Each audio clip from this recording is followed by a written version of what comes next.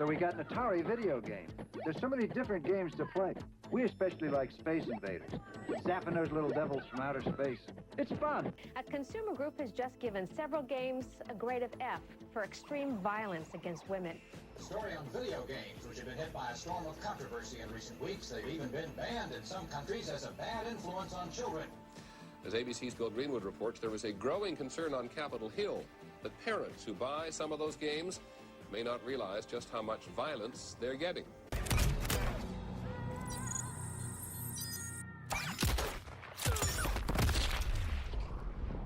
Today's games let you rip spines out, explode heads, and land brutal kills in slow motion. And let's be honest, it looks incredible. But how did we get here? Before the blood, before the chaos, when did video games first let you strike? This is the step-by-step story of how video game violence evolved, from its tiny beginnings to the over-the-top, hyper-real chaos we have today.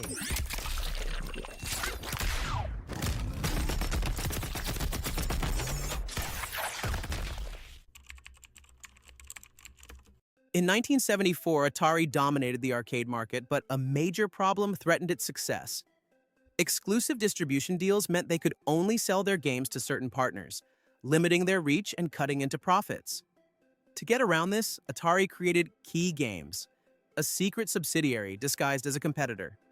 With two brands, they could sell to multiple distributors and expand their market. But Key Games needed a hit of its own, and Tank was that hit. Tank hit arcades, introducing digital combat and changing gaming forever. No blood, no gore, just two tanks locked in battle, a moment that redefined competition. Designed by Steve Bristow and Lyle Raines, the game drew inspiration from real armored combat and military training simulations. Before Tank, video games focused on points, puzzles, and indirect competition. This was different. Two players going head-to-head, trying to outmaneuver and eliminate each other. Players controlled tanks in a maze using dual joysticks that mimicked real tank controls. Every move mattered. Every shot was a risk. And a well-placed hit made the opponent vanish. No explosion, just a sharp blip. The first digital kill, silent but absolute.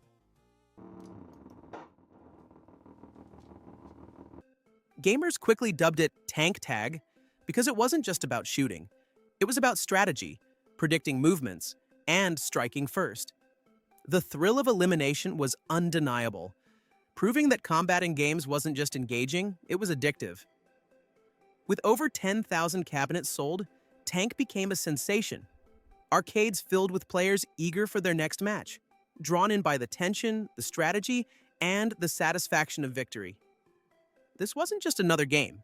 It was the beginning of something bigger. Gaming had taken its first step into competition, strategy, and digital violence. A simple blip on the screen, but the spark of an unstoppable future. By 1976, Tank had already proven that combat in video games was addictive. It introduced competition through destruction, but the action remained strategic. Then came Death Race, and the focus shifted from competition to pure destruction.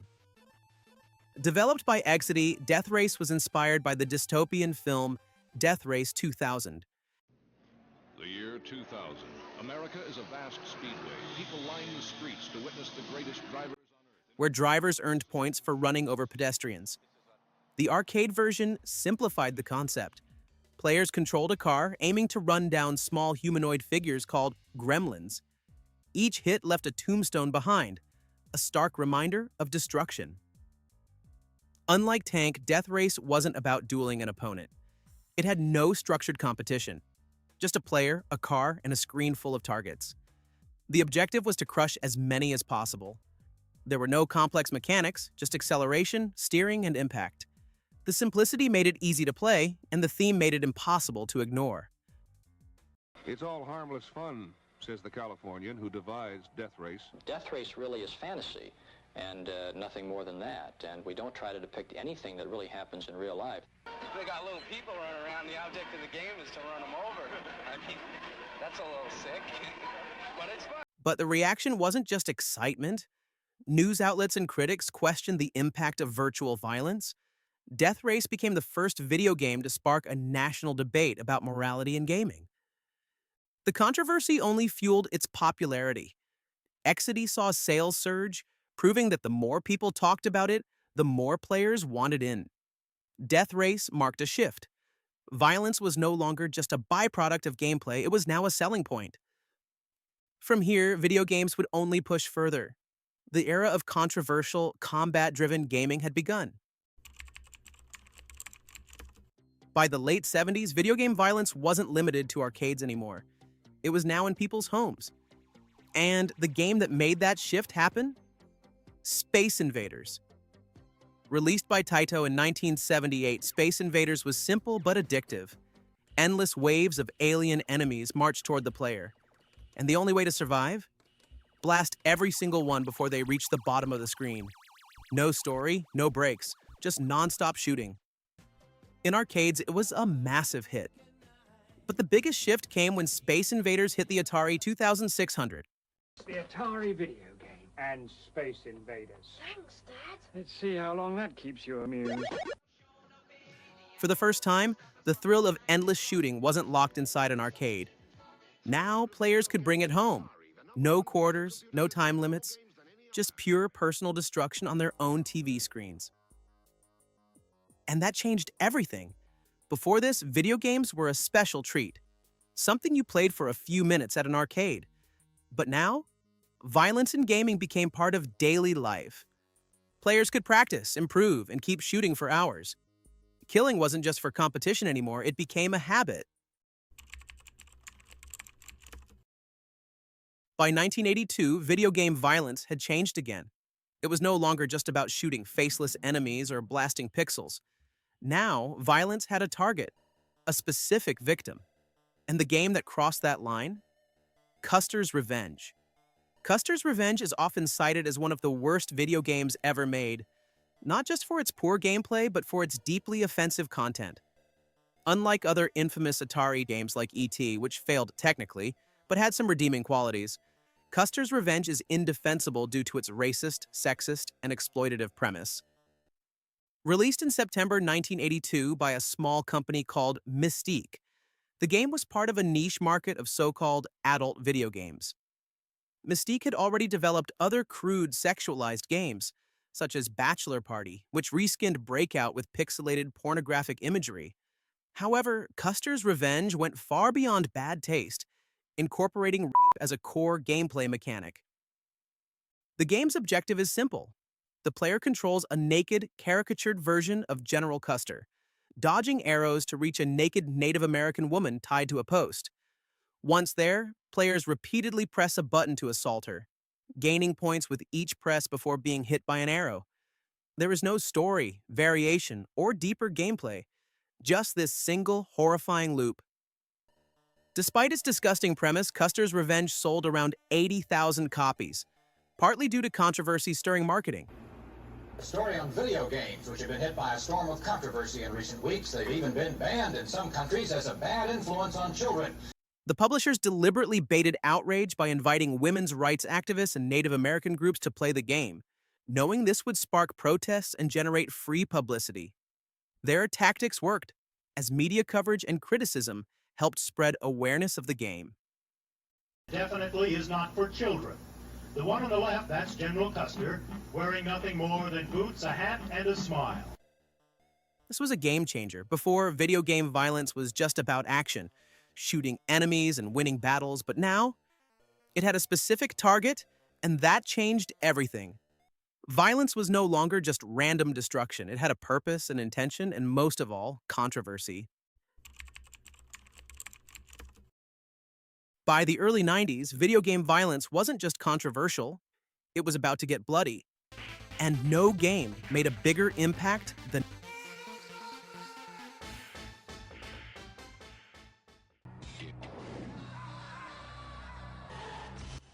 Released by Midway in 1992, Mortal Kombat wasn't just another fighting game. It was a spectacle. It took combat to brutal new heights, introducing fatalities, gruesome finishing moves where players could rip out spines, burn enemies alive, or explode their opponent into a pile of bones. Every punch, every kick, every kill splashed across the screen in bright red blood. At the time, most fighting games, like Street Fighter, kept things cartoony. But Mortal Kombat was different. It used digitized actors, making every hit look real, at least by 1992 standards. That extra realism made the violence feel even more intense. The game's brutality wasn't just a feature, it was the main attraction. It was everywhere: arcades, home consoles, and even in commercials, which came under fire for supposedly promoting violence. Electronic Gaming Monthly even awarded Mortal Kombat Most Controversial Game of the Year in 1993. But when it came to home consoles, the controversy exploded. Depending on where you played it, you got a very different experience. Sega's Genesis version removed all blood and toned down fatalities, but added cheat code that unlocked the full arcade-level gore. This code was referenced to the rock band Genesis and their album.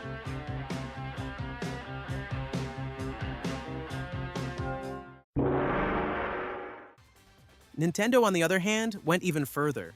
The SNES version drastically reduced blood, recolored it to look like sweat, and altered fatalities to be less gruesome. They even renamed fatalities to Finishing Bonus, trying to downplay what they really were. Sega's strategy allowed to market their version as more authentic to the arcade experience, appealing to players seeking the original game's intensity. This approach contributed to the Genesis version outselling the SNES version by a significant margin. Nintendo fought back, slamming Sega for allowing such graphic violence. It got so heated that Sega's Spanish division canceled the Spanish release of the game, fearing public backlash. Bans didn't stop there. In 1994, Germany outright banned all Sega versions of Mortal Kombat. In 1999, Brazil banned the game completely, citing a real-life murder case it was allegedly linked to. The backlash was so strong that Mortal Kombat became the centerpiece of a U.S. Senate hearing on video game violence. Politicians, including Senator Joe Lieberman, called it dangerous and inappropriate for kids. We have Mortal Kombat.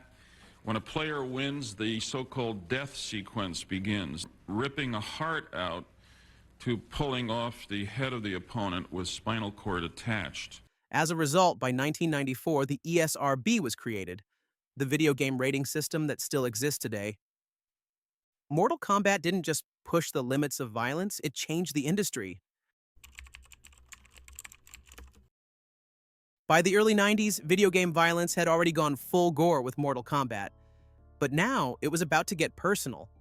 Instead of watching the violence from the side, players were about to experience it through their own eyes. And the games that made it happen? Wolfenstein 3D and Doom. Wolfenstein 3D, released in 1992 by ID Software, was the first major first-person shooter. It put players in the boots of a soldier escaping a Nazi fortress, blasting enemies in real time. No more side-scrolling, no more top-down action. This was first-person combat. The game became a massive hit, drawing players in with its intense action and groundbreaking first-person perspective. Then in 1993, Doom smashed through with bigger chaos.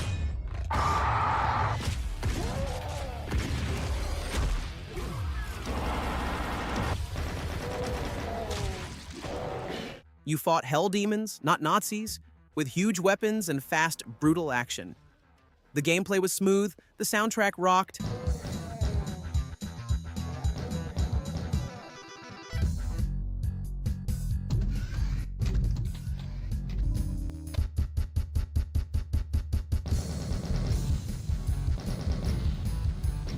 And tons of gore plus cool monsters made it a blast to play. Hell is a dark prison filled with lost souls and demons. How do you escape this damnation? Players weren't controlling a character, they were the character. And for the first time, violence wasn't just something you watched, it was something you did. Of course, the controversy followed. The game was labeled a murder simulator, especially after the 1999 Columbine school shooting, where the attackers were reportedly fans of Doom. While no direct link was proven, Doom became the go-to example of video game violence in the media, sparking debates that still exist today. But controversy or not, Wolfenstein 3D and Doom changed gaming forever. First-person shooters became the new standard for action. And the idea of stepping into a game, seeing the violence through your own eyes, became one of the most powerful and sometimes most controversial ways to play.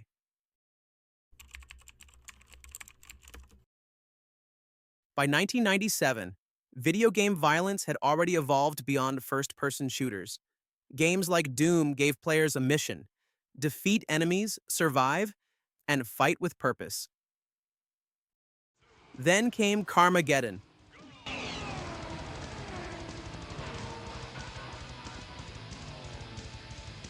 It didn't care about heroism, strategy, or survival. Here, destruction wasn't just part of the game. It was the game. Released in 1997 by SCI, Carmageddon looked like a racing game. But it was something else entirely.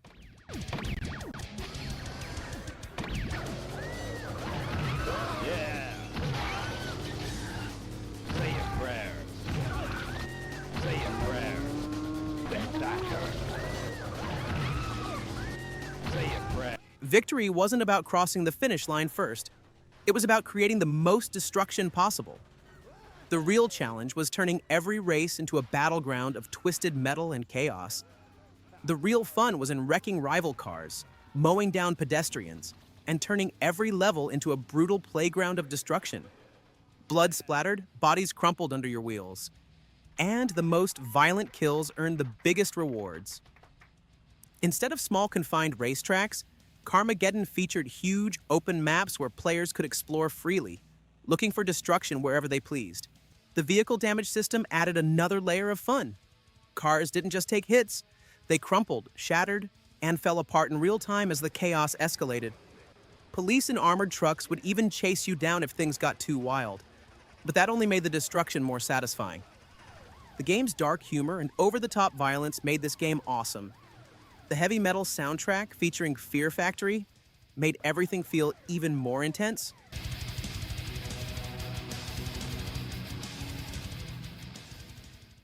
Not everyone was a fan. In the UK, Carmageddon was considered so violent that developers were forced to replace pedestrians with zombies and change the blood from red to green just to get it released. Carmageddon didn't care about competition, missions, or objectives. It was about total freedom, limitless destruction, and breaking every rule just to see how much chaos was possible. It didn't just push the limits of game violence, it redefined them, setting the stage for the open-world mayhem that games like Grand Theft Auto 3 would later perfect.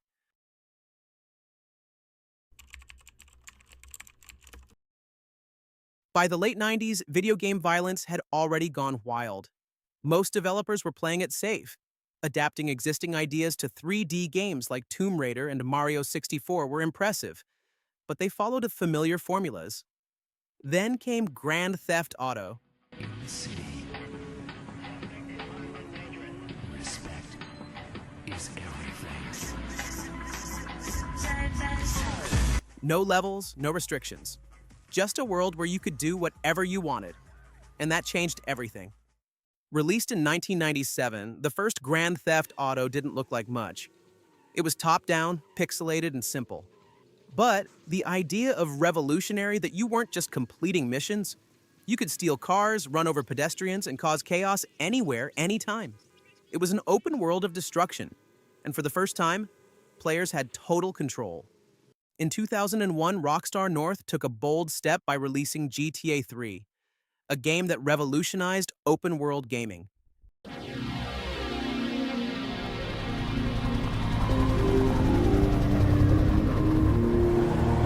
It moved beyond the top-down chaos of its predecessors and introduced a fully 3D city, alive, immersive, and completely open to player choice.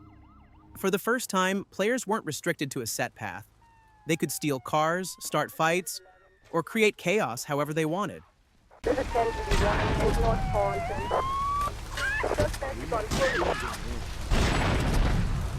There were no forced cutscenes dictating their actions. The game simply gave them a world and the freedom to decide what to do with it. But even GTA 3 had its limits. Originally, the game was going to have a riot mode where NPCs would fight back, but it was cut.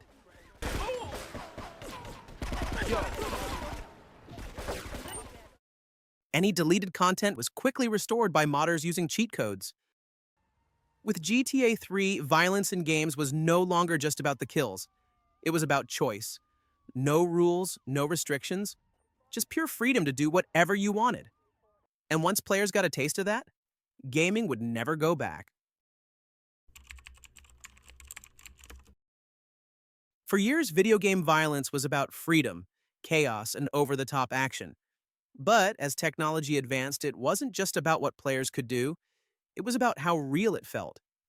Game developers weren't just making combat fun, they were making it disturbingly lifelike. Before this, Rockstar had already been pushing the boundaries. GTA 4 introduced more grounded physics. Bullets didn't just hit enemies, they knocked them back, made them limp, or sent them flying through windshields.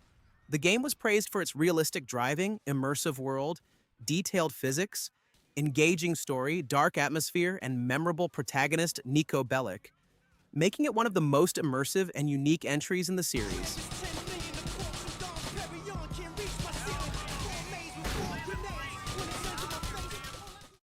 Red Dead Redemption took it further, with enemies reacting in pain based on where they were shot. It was no longer just about eliminating enemies, it was about watching them suffer. Then came GTA 5, where violence wasn't just chaotic, it was unsettlingly real. Shootouts weren't arcade-style anymore. Every bullet left a mark, and every hit felt heavy. You are alone, you pathetic psychopath!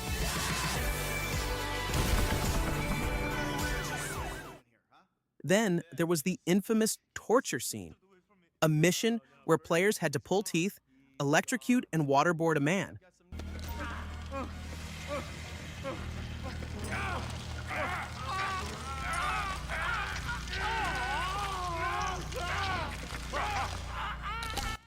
The controversy was massive. Rockstar later added a skip option, but most players, they went through with it anyway.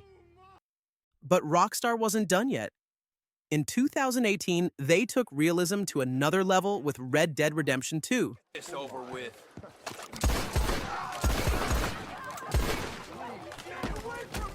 Gunfights weren't just about who shot first. Every bullet tore through flesh, enemies staggered in pain, and bodies reacted with unsettling detail. Shoot someone in the leg. They'd limp and struggle. Land a headshot. They'd collapse instantly, sometimes with their last breath escaping in a gasp. This was different. Violence wasn't just a thrill anymore, it felt real. But it wasn't just Rockstar refining realism. Gaming as a whole was evolving. The Last of Us Part 2, 2020. One of the most emotionally intense games ever made, it took realism beyond just violence. It focused on facial expressions, something games had struggled with for years. Most characters in games had detailed faces, but they often looked unnatural when speaking or reacting. The Last of Us Part 2 changed that. You could see emotions, fear, anger, regret, just from a character's face, making every act of violence feel disturbingly personal. Killing wasn't just a mechanic. It felt like an emotional weight.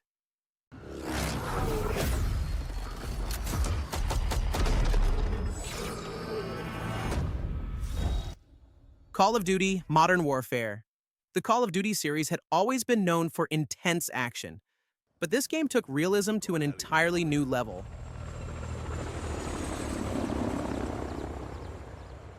The in-game characters looked so real that in some cutscenes, it was easy to forget you weren't watching a live-action movie. The details and environments, from sun-scorched deserts to damp urban streets, made every firefight feel like you were inside a blockbuster war film.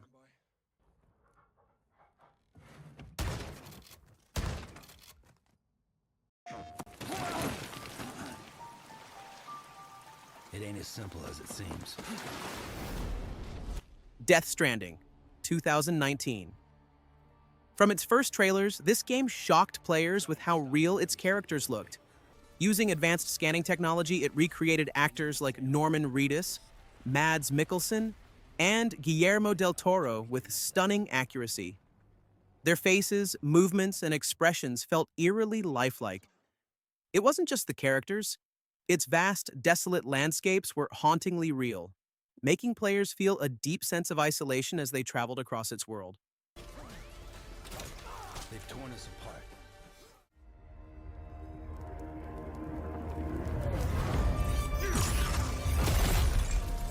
Mortal Kombat 1, 2023.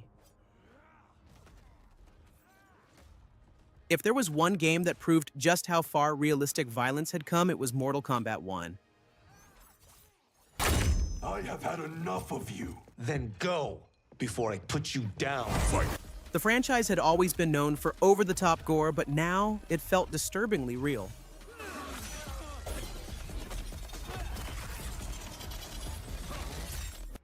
Using motion capture and advanced physics, fatalities became more brutal than ever. What? Oh, come on! Flesh reacted like real flesh, bones shattered, and the smallest details, like facial expressions during executions, made the violence feel uncomfortably lifelike. Video games had reached a point where violence felt real, maybe too real. When characters looked, moved, and reacted like actual people, every gunshot, punch, and fatality carried more weight. For decades, people had debated whether video games were too violent. But now, a new question emerged. How real is too real? For years, video game violence was something you watched, something your character did on screen. But by 2016, everything changed.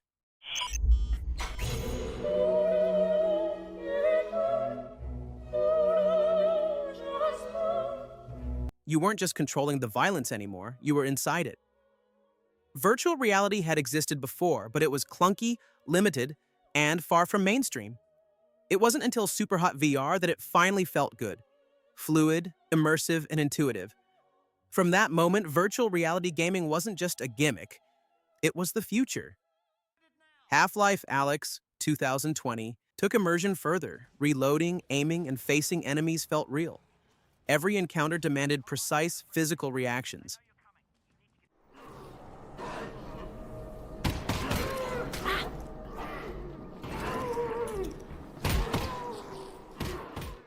Resident Evil 4 VR, 2023, brings that intensity to survival horror. You don't just play as Leon, you are him. Manually reloading, blocking attacks, and scavenging for ammo aren't just mechanics, they're survival instincts.